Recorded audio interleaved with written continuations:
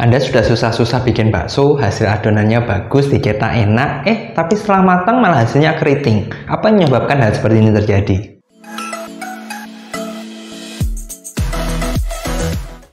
Kalau kita ngomong hasil tekstur bakso yang awalnya dicetak itu enak, bagus, mulus, lalu setelah matang malah jadi bentuknya nggak karuan keriting, itu ada beberapa faktor yang mempengaruhi. Dimana kalau paling umum biasanya ada dua, dan dua faktor ini sebenarnya saling berkaitan satu dengan yang lain. Yang faktor pertama dulu deh, ini adalah faktor dari suhu rebusnya. Nah, biasanya kalau suhu rebus yang terlalu tinggi saat kita merebus bakso akan membuat ikatannya itu jadi pecah, sehingga hasilnya jadi pecah. Cuma kembali, kalau ternyata proses rebus kita salah, tapi formulasi dari resep takarannya itu bagus, tepat, kemungkinan hasilnya tidak terlalu keriting juga ya, paling pecah, retak-retak seperti itu. Nah, kalau kasusnya tadi kan yang seperti akan kita bahas ini adalah kasusnya keriting, jadi nggak mulus, bergerindil gitu, keriting, itu bisa disebabkan karena suhunya tadi. Dan yang kedua yang perlu terjadi adalah faktor dari kandungan komposisinya.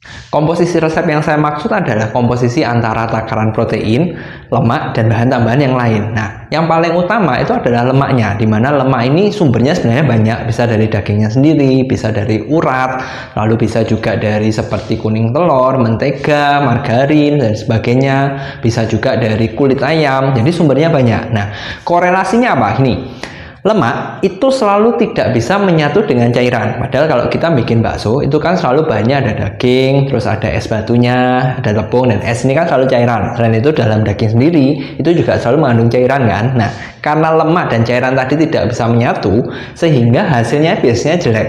Oke, kalau ternyata hasil bakso kita kok bagus, mulus-mulus saja, kenapa? Karena ada protein yang mengikatnya, jadi lemak dan airnya bersatu.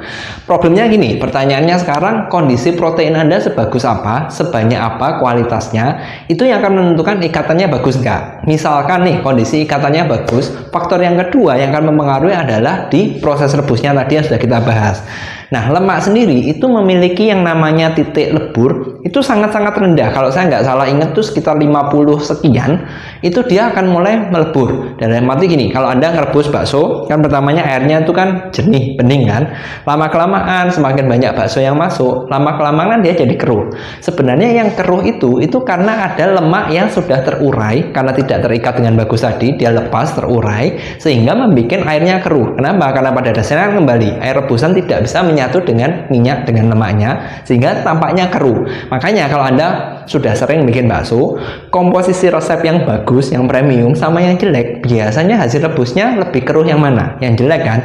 Kenapa? Ya kembali, karena itu lemaknya banyak yang terlepas. Sehingga kalau ditanya hasil baksonya kok keriting, kenapa? Kemungkinan besar adalah karena lemaknya yang terlalu banyak, dan yang kedua karena proses rebusnya yang nggak tepat. Sekarang pertanyaannya kan gini, kalau kita mau hasilnya bagus, rendah lemak, berarti kan milih daging yang mahal, yang kualitasnya bagus. Secara harga jadi mahal dong. Terus gimana? Padahal kan kita mau yang harganya mungkin lebih ekonomis, sehingga pakai grade daging yang lebih murah supaya lebih ekonomis. Terus gimana? Ada cara untuk mengatasi hal ini nggak?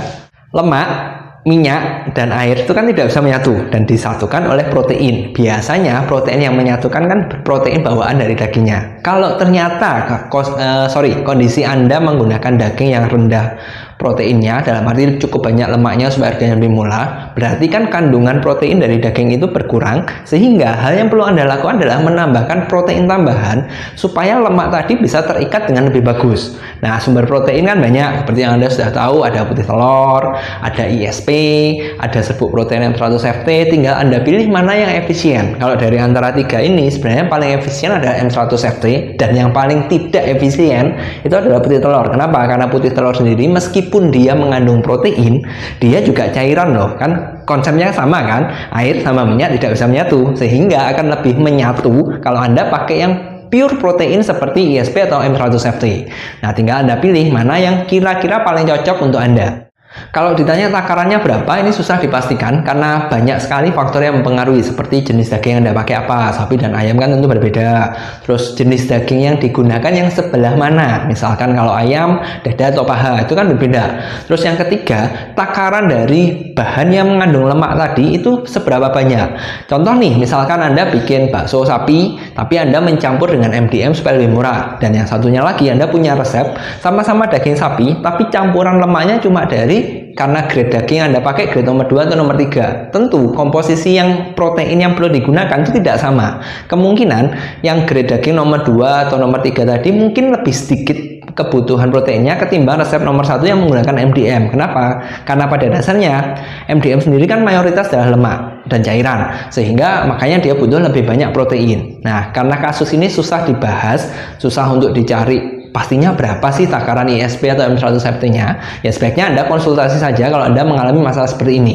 Cuma ini, biasanya ya, ini kembali biasanya, jadi tidak selalu, kalau kita hanya menggunakan grade daging yang lebih rendah, atau kita menambahkan MDM atau lemak tambahan dalam tanda kutip tidak terlalu ekstrim, seharusnya pemakaian ISP atau M100FT yang tidak terlalu banyak itu cukup. Jadi Anda nggak perlu sampai konsultasi. Tapi kalau ternyata Anda benar-benar butuh yang harganya murah sekali, sehingga grade dagingnya sangat-sangat jelek sekali, maka kemungkinan besar Anda perlu konsultasi.